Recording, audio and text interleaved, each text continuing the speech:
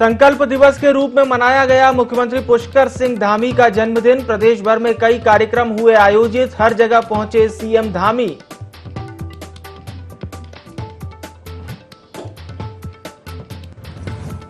अपने जन्मदिन पर बोले सीएम धामी, 7,000 नई भर्तियों के लिए तैयार रहे युवा। मैंने लिया है उत्तराखंड को भ्रष्टाचार और नशा मुक्त बनाने का संकल्प।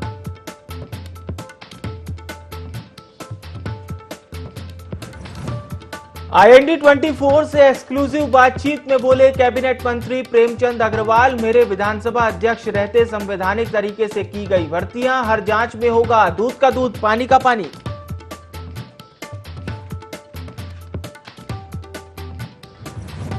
बाल निकेतन में कैबिनेट मंत्री रेखा आर्या ने बच्चों के साथ मनाया मुख्यमंत्री धामी का जन्मदिन। बच्चों ने पेश की सांस्कृतिक प्रस्तुति, कहा 2025 में उत्तराखंड बनेगा देश का अग्रणी राज्य।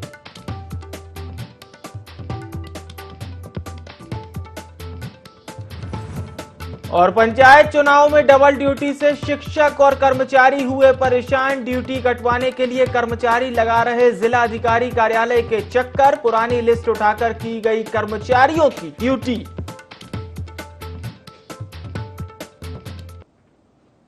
नमस्कार, देवभूमि लाइव में आप सभी का बहुत स्वागत है। आपके साथ मैं हूं विवेक पांडे। खबरें उत्तराखंड की। उत्तराखंड विधानसभा भर्ती घोटाले को लेकर सियासी सरगर्मी तेज है। इस मामले में सफाई देते हुए कैबिनेट मंत्री डॉक्टर प्रेमचंद अग्रवाल ने कहा कि भर्तियों को लेकर जांच के लिए हम तैयार हैं। जो भी दोषी होगा उसके खिलाफ कड़ी कार्रवाई की जाएगी। इस मुद्दे पर कैबिनेट मंत्री प्रेमचंद अग्रवाल से खास बातचीत की IND24 के प्रिंसिपल करस्पॉन्डेंट कैलाश बिष्ट ने। कैबिनेट मंत्री डॉक्टर प्रेमचंद अग्रवाल इस वक्त हमारे साथ है, उनसे हम बातचीत करेंगे जिस तरीके से प्रदेश में इस वक्त हो हल्ला मचा हुआ है। डॉक्टर साहब, पहले तो बहुत बहुत स्वागत है आपका। और विधानसभा भर्ती को लेकर एक हंगामा मचा हुआ है, लेकिन सबसे बड़ी बात यह है कि कांग्रेस ने सवाल उठाए हैं कि जो जांच प्रक्रिया चल रही है उस जांच प्रक्रिया में कहीं ना कहीं कोई खामी है। जो कमेटी गठित की गई है, क्योंकि जो विधायिका है, विधायिका की जाँच कार्यपालिका नहीं कर सकती। देखिए, वैसे तो मैं इस विषय पर बहुत ज़्यादा कोई टिप्पणी नहीं करना चाहता, क्योंकि जांच चल रही है और चूंकि माननीय अध्यक्षा जी ने जांच का निर्णय लिया और जांच समिति बनाई, लेकिन कह सकता हूं कि विधायिका के ऊपर कार्यपालिका द्वारा जांच किया जाना मेरी समझ से पर है। और चूंकि माननीय अध्यक्षा जी ने यदि वो जांच समिति बनाई है, कुछ सोच समझ के बनाई होगी। अब मैंने जैसे कहा कि मैं जांच का जब प्रक्रिया शुरू हो जाती है उस पर ज़्यादा टिप्पणी करना उचित नहीं होता। सर, आपके कार्यकाल में 72 भर्तियां हुई थी, तो क्या कुछ किन किन मदों में वो भर्तियां की आपने, क्या क्या वो नियम रहे हैं? देखिए, आप जानते हैं कि उत्तराखंड बनने से लेकर आज तक जब जब आवश्यकता विधानसभा को होती है तो तदर्थ नियुक्ति करने का हमेशा माननीय अध्यक्षगणों ने किया है। प्रकाश पंत जी रहे हों, यशपाल आर्य जी रहे हों, उसके बाद हरबंस कपूर जी रहे हों, या फिर कुंजवाल साहब रहे हों, और उसके बाद मैं भी।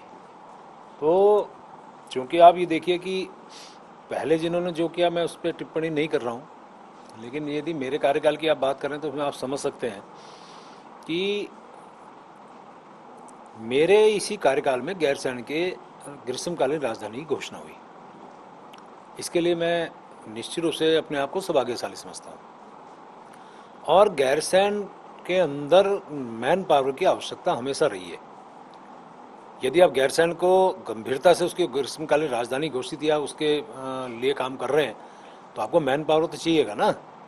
अब जब हमने ये प्रक्रिया चलाई कि साहब हमें मैन पावर की आवश्यकता है, और ये प्रक्रिया चलती रही, ऐसा नहीं है कि मैंने लास्ट टाइम पे की, जैसे कुछ लोगों को सवाल उठा रहे हैं। मैंने बहुत पहले से प्रक्रिया शुरू की, कार्मिक से उसमें स्वीकृति मिली, उसके बाद जो प्रक्रिया अपनाई गई मैं उसको फॉलो करता चला गया।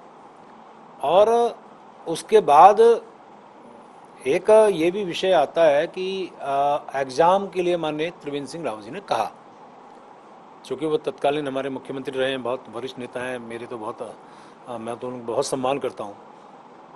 और उसके बाद देखिए कि 21 साल में पहली बार एग्जाम भी मेरे ही कार्यकाल में हुआ। अब आप इससे अंदाज लगाइए, वहाँ एग्ज़ाम की प्रक्रिया की भी मैं आपको थोड़ा सा बता दूं कि 1 अक्टूबर को हमने विज्ञप्ति जारी की सभी बड़े अखबारों में। 1 महीने तक आपके बहुत कम आवेदन पत्र आए, 1 बार 2 बार हमने उसको बढ़ाया भी है ताकि कुछ ज़्यादा आवेदन आए तो संख्या के आधार पर ठीक ठाक वहाँ पे एग्ज़ाम हो। उसके बाद हमने स्क्रूटनी की, उसके बाद सेंटर मांगे डीएम से, सेंटर नहीं मिले। अब आप ये देखिए लंबा चला आ रहा था विषय, और इसी बीच में आचार संहिता लगने की संभावना भी थी, हमें गैरसैंण में आवश्यकता भी थी मैन पावर की। तो तत्कालिक व्यवस्था, यानी कि इसे ये कह सकते हैं कि ये कोई परमानेंट नियुक्ति नहीं थी, तदर्थ थी। और जैसा मैंने कहा कि कुंजवाल साहब के टाइम पे 158 जो भर्ती हुई थी, उसमें हाई कोर्ट ने स्पष्ट तौर पे कहा कि अध्यक्ष विधानसभा आवश्यकता अनुसार उसको तदर्थ नियुक्ति कर सकता है। और 2015 का जो संशोधन है हमारे यहाँ नियमावली में, वो भी यही कहता है, और वो आधार मैंने लिया। गैरसैंण की आवश्यकता थी, एग्जाम हो नहीं पा रहा था, तब मेरे पास एक ही विकल्प बचा था कि मैं कुछ लोगों को तदर्थ नियुक्त करूं, वो मैंने किया। एग्जाम भी मैंने प्रक्रिया शुरू की, इसी बीच में आचार संहिता लग गई।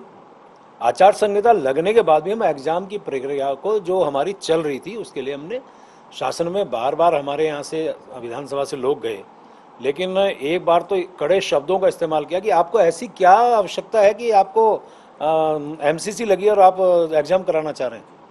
तो जब ये मेरे सामने विषय आया तो मैंने कहा ठीक है, रहने दीजिए, कोई जल्दी नहीं है, तो ठीक है बाद में करेंगे। उसके बाद जैसी आचार संहिता हटती है तो 20 मार्च को मेरे द्वारा, मेरे विधानसभा के द्वारा, मेरे ही कार्यकाल कह सकते हैं उस समय भी, आचार संहिता हटते ही हमने एग्जाम कराया। अब आप बताइए कि इस पूरे प्रक्रिया को जिस पारदर्शिता से मैंने किया, जिस आवश्यकता अनुसार किया, नियमावली से किया, और ऐसा नहीं है कि मैंने पहली बार अध्यक्ष विधानसभा जो कोई है उसने पहली बार किया हो, लगातार जिस प्रकार से होता हमने किया। अब उसके बावजूद मुझे तो कहने में संकोच नहीं है, जितने भी लोग रखे वो सही में योग्य लोग हैं। अब इससे क्या कह सकते हैं हम लोग। सर, लेकिन त्रिवेंद्र सिंह रावत जी ये कह रहे हैं कि मैंने कहा था कि आप आयोग से आप परीक्षा आप करवाइए, लेकिन उसके बाद ऐसी क्या जरूरत पड़ी कि आपने भर्ती कर? नहीं, मैंने सारा विषय बताया ना, एग्जाम मैंने कराया है। 21 साल में बताइए किस अध्यक्ष विधानसभा के कार्यकाल में एग्जाम हुए, मैंने तो एग्जाम कराया ना।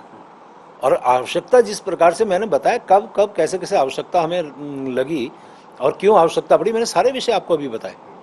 और एग्ज़ाम कराने का जो प्रक्रिया थी वो भी मैंने बताया कि किस किस तरह से अपनाई। जब हमें लगा कि एमसीसी लगने वाली है तो आवश्यकता लगी, तो उस समय हम क्या विकल्प हमारे पास था, कोई विकल्प नहीं था। और मैंने फिर कहा कि जो कुंजवाल साहब के टाइम पर हाई कोर्ट का जो निर्णय 2015 में जो नियमावली में जो संशोधन है वो आधार, और बिल्कुल ये कह सकते हैं कि कोई परमानेंट नियुक्ति नहीं थी, तदर्थ नियुक्ति, तदर्थ तौर पे, और उसके बावजूद हा हुल्ला होना मेरी समस्या है। अच्छा, एक सवाल और यहाँ पर उठता है सर कि पहले से ही कई कर्मचारी मौजूद थे विधानसभा में, तो आखिर क्या जरूरत आपको पड़ी कर्मचारियों को रखने की, और जो भर्तियां आपके द्वारा की गई हैं उनको कहाँ कहाँ नियुक्त किया गया? देखिए, मैंने एक शब्द बोला आपको, आवश्यकता अनुसार। आवश्यकता थी तभी हमने रखा, एक। दूसरी बात मैंने कहा कि गैरसैंण में बहुत नितांत आवश्यकता थी, और जब हमने अपना शासन में अपने जो पत्रावली भेजी उसमें साफ शब्दों में लिखा है गैरसैंण के लिए।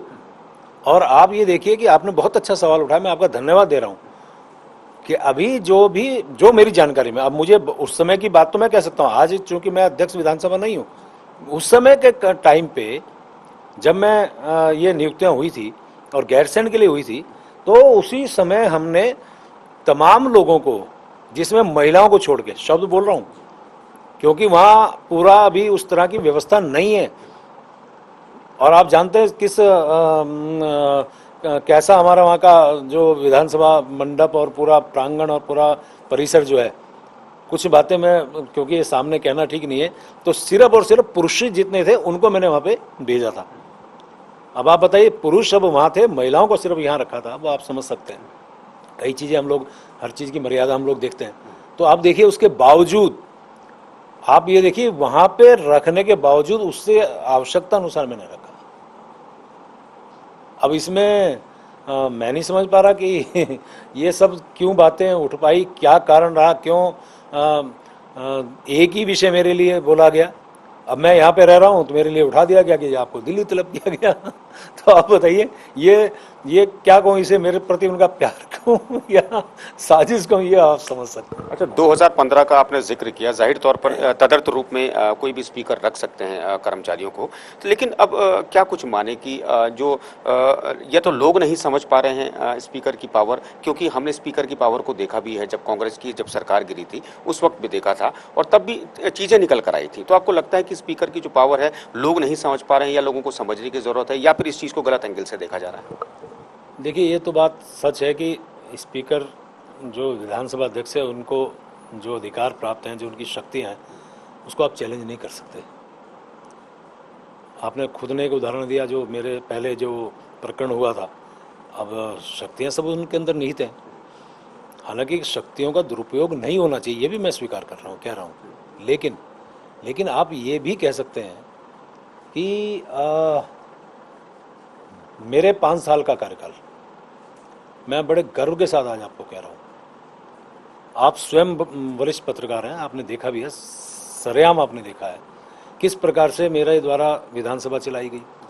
पक्ष विपक्ष हमेशा संतुष्ट रहा, और संचालन नहीं, पूरे विधानसभा को, चाहे वो बाहर झंडा लगाने की बात हो, 101 फीट झंडा, संविधान दिवस मनाने की बात हो, अपने संविधान निर्माता डॉक्टर भीमराव अंबेडकर दिवस और उनका परिनिर्वाण दिवस मनाने की बात हो, अनेकों ऐसे अवसर आए, बाहर हमारे दीवार पे जिस प्रकार से उत्तराखंड की संस्कृति को उकेरने की बात हो, संस्कृत को वहाँ पे उनकी पट्टिकाएँ लगाने की बात हो, यहाँ पीठासीन अधिकारियों का बड़ा सम्मेलन, जो हमारे बूते की बात नहीं हो सकती थी, छोटा सा उत्तराखंड इतना बड़ा कार्यक्रम करने की बात हो, गंगा के ऊपर सेमिनार करने की बात हो, यानी कि इतने कार्यक्रम, और सभी मेरे जितने भी, चाहे अन्य प्रदेशों के माननीय अध्यक्षगण थे या लोकसभा अध्यक्ष जी ने अनेकों बार मेरी प्रशंसा की है। आप उस बात से दिगर दूसरी बात को घुमा के क्यों ऐसा कर रहे हैं, किसके द्वारा ये हो रहा है? अब मैं ये समझता हूं कि जो बात सामने आनी चाहिए थी, जो एंगल सामने आना चाहिए था, इसमें भी उसका पॉजिटिव एंगल सामने आना चाहिए था। जिस प्रकार से जिन लोगों ने किया, मैं उनको भी एक ही प्रार्थना कर सकता हूं, ठीक है, आप स्वतंत्र हैं कुछ भी बात कहने को, यही आज़ादी हमें लोकतंत्र में और हमारे देश में आज़ादी के बाद मिली है, लेकिन किसी के सही जानकारी भी उसके सामने आनी चाहिए। हाँ, बिल्कुल सर, सही जानकारी आनी चाहिए, लेकिन कहीं ना कहीं जो सवाल का मैंने जिक्र आपसे किया कि कांग्रेस लगातार ये सवाल उठा रही है कि विधायिका है, और विधायिका की अगर जो जांच हो तो विधायिका के लोग या तो करें या न्यायपालिका के लोग करें, लेकिन सवाल कहीं ना कहीं वाजिब लगता है। देखिए मैंने कहा, चूंकि कांग्रेस के माननीय प्रदेश अध्यक्ष जी, मैंने भी बयान पढ़ा है उनका, अब उन्होंने दिया, तो मैं उस पर टिप्पणी इसलिए नहीं कर रहा हूँ क्योंकि जांच लंबित है, और माननीय अध्यक्ष जो विधानसभा है उन्होंने बहुत सोच समझ के निर्णय लिया होगा, तो अब ये इस विषय पे बहुत ज़्यादा टिप्पणी करना मेरा उचित नहीं होगा। चलिए, तो डॉक्टर साहब हमारे साथ थे, उनको साफ तौर पर कहना है कि जांच अभी लंबित है, उनका टिप्पणी करना ठीक नहीं है, लेकिन कहीं ना कहीं कांग्रेस ने जो सवाल खड़े किए हैं इस पूरी जांच को लेकर, इसमें अपने आप में कई सवाल पैदा होते हैं, और जांच का जब परिणाम आएगा तो वो सबके सामने होगा। देहरादून से IND24 के लिए कैमरा पर्सन मयूर उपाध्याय के साथ कैलाश बेस्ट। ITBP ने सीमा द्वार और देहरादून में संकल्प दिवस पर कार्यक्रम आयोजित किया, जिसमें मुख्यमंत्री पुष्कर सिंह धामी शामिल हुए। इस मौके पर उन्होंने छात्रों और जवानों के बीच केक काटकर अपना जन्मदिन मनाया। मुख्यमंत्री पुष्कर सिंह धामी ने कहा कि हमारे जवान देश की सुरक्षा से लेकर हर क्षण सेवा के लिए तत्पर रहते हैं। सैनिकों और उनके परिवार का जीवन हमेशा ही संघर्ष भरा रहता है। साथ ही सीएम धामी ने कहा कि प्रधानमंत्री नरेंद्र मोदी के नेतृत्व में भारत का मान, सम्मान और स्वाभिमान बढ़ा है। आजादी का अमृत महोत्सव पूरे देश में धूमधाम के साथ मनाया गया। अब देश का अमृत काल शुरू हो चुका है।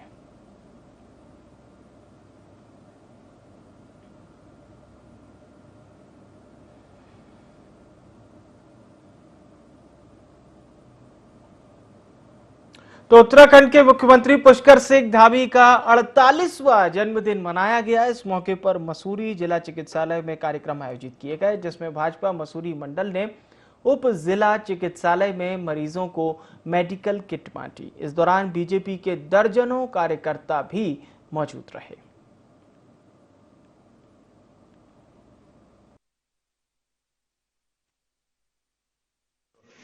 माननीय पुष्कर सिंह धामी जी का 48वां जन्म दिवस के शुभ अवसर पर मसूरी मंडल द्वारा जो है यहाँ पर हेल्थ किट बांटी गई है, जिसको माननीय मंत्री जी गणेश जोशी द्वारा उपलब्ध कराई गई है। और आज हम सभी पार्टी के कार्यकर्ता आज उनकी जो है अच्छा स्वास्थ्य और दीर्घायु की कामना करते हैं। इस तरह का उनका पूर्व में चाहे संगठनात्मक हो, चाहे विद्यार्थी परिषद हो, चाहे युवा मोर्चा में हो, लगातार उनका जो है लीडरशिप जो है प्रदेश में मिली है। आज भी चाहे उनका पिछले कार्यकाल रहा हो, लेकिन आपका रहा हो, निश्चित ही उनके नेतृत्व में जो है उत्तराखंड ने जो है विकास किया है। चाहे किसी भी वर्ग का व्यक्ति हो, हर व्यक्ति का जो है उनको विकास का और उनकी चिंता उन्होंने की है।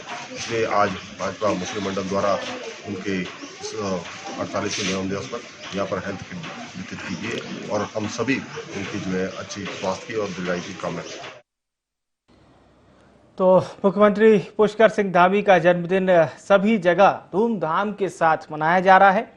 और चलिए खबरों में आगे बढ़ते हैं, बात करते हैं उधम सिंह नगर के कठीवा की। यहाँ पर भी अंबेडकर बाजार में व्यापार मंडल ने सीएम पुष्कर सिंह धामी का जन्मदिन धूमधाम से मनाया। इस अवसर पर व्यापारियों ने हर्षोल्लास के साथ ही साथ केक काटा और एक दूसरे को मिठाई भी खिलाई। साथ ही साथ सभी ने सीएम की दीर्घायु और उनके उज्जवल भविष्य की कामना करते हुए प्रदेश की खुशहाली और उन्नति के लिए सीएम के हर कदम पर सहयोग करने का संकल्प लिया। व्यापार मंडल के अध्यक्ष अनमोल कुमार और संरक्षक श्याम नारायण प्रजापति के नेतृत्व में इस कार्यक्रम का आयोजन किया गया।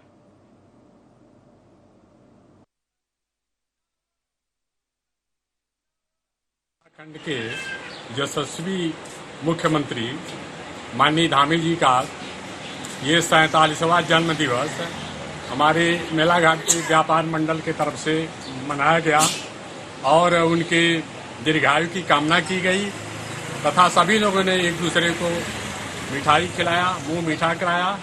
और भविष्य में भी हमें उनसे उम्मीद है कि हमारे इस उत्तराखंड राज्य को जो उनका सपना है कि 2025 तक हम इसको भारत में प्रथम सीढ़ी तक ले जाना चाहते हैं, मतलब भारत का प्रथम उत्तराखंड राज्य बनाना चाहते हैं। तो हम सबकी कामना है उनके कामों में सहयोग करेंगे और हमारे इस राज्य को वो वहां तक पहुंचाएं जो उनकी कामना है।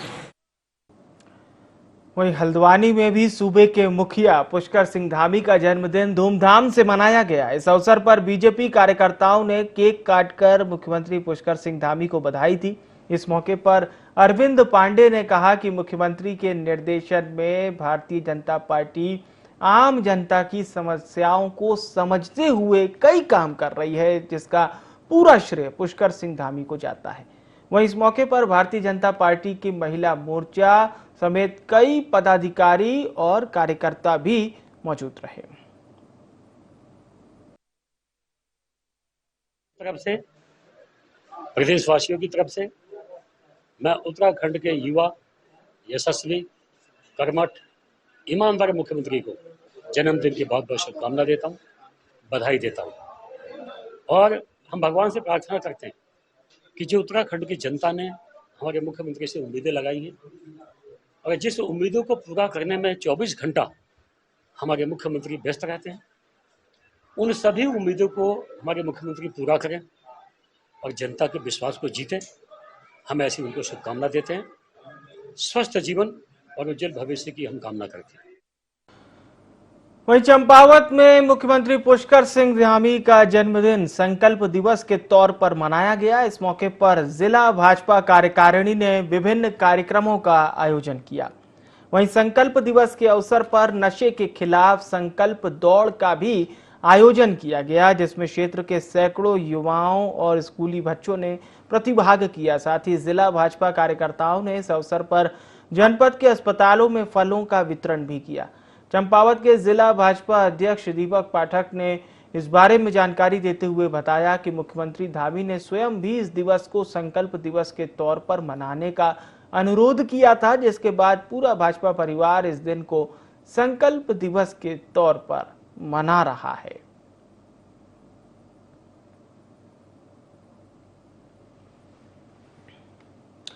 तो पूरे उत्तराखंड में मुख्यमंत्री पुष्कर सिंह धामी का जन्मदिन धूमधाम से मनाया गया। इस अवसर पर बाल विकास मंत्री रेखा आर्या शिशु बालिका निकेतन पहुंची, जहां उन्होंने नन्हे मुन्ने बच्चों के साथ केक काटकर सीएम धामी का जन्मदिन मनाया। इस अवसर पर बच्चों ने सांस्कृतिक कार्यक्रमों की एक से एक प्रस्तुतियां भी दी।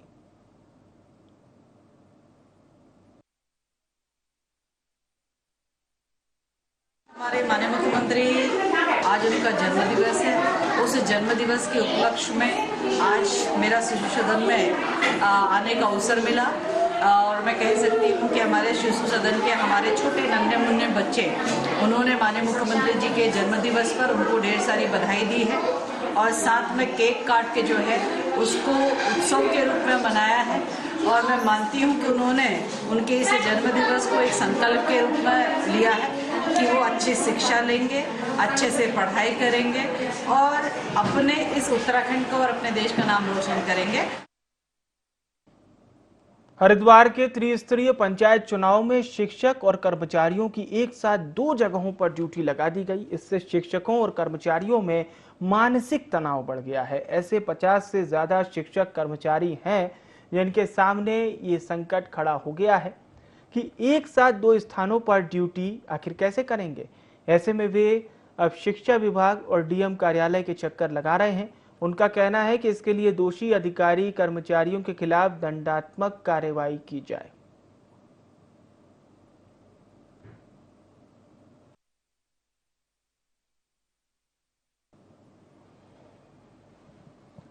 चलिए अब बात करते हैं चंपावत की। पाटी ब्लॉक में स्कूल शौचालय की दीवार ढहने के मामले में शिक्षक को निलंबित कर दिया गया है। बताया गया है कि 14 सितंबर को हुई इस घटना में एक बच्चे की मौत हो गई थी, जबकि 5 छात्रों को गंभीर चोटें आई थी।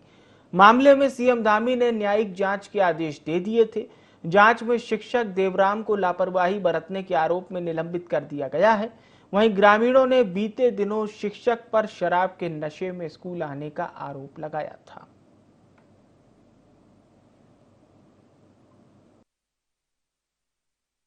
एक दुखद और दर्दनाक घटना जो है प्राथमिक विद्यालय मौनकांडा विकासखंड पार्टी में घटित हुई है। तो उसमें जो है संबंधित उप शिक्षा अधिकारी को मैंने ये निर्देशित किया था कि आप जो है इस संबंधित टीचर के खिलाफ जो है अनुशासनात्मक कार्रवाई के लिए जो है एक प्रस्ताव तत्काल मेरे पास प्रस्तुत करें। और उनके द्वारा जो है यह प्रस्ताव जो है मुझे प्रेषित भी किया गया है, जिसके अनुपालन में जो है मैंने इन्हें जो है आज ही जो है निलंबित किया है। संबंधित विद्यालय के अध्यापक जो उस दिन उपस्थित थे वो अपने कक्ष में ही बैठे हुए थे और बच्चों के द्वारा जो है गांव में जाकर जो बच्चे जो है दबे हुए थे उन बच्चों के बारे में बताया गया और तभी अभिभावक जो है दौड़ते हुए विद्यालय प्रांगण में पहुंचे और उन बच्चों को अन्य बच्चों को जो है वहां पर जो है बचाया गया। और देवभूमि लाइव में फिलहाल के लिए इतना ही। मुझे यानी विवेक को दीजिए इजाजत। नमस्कार।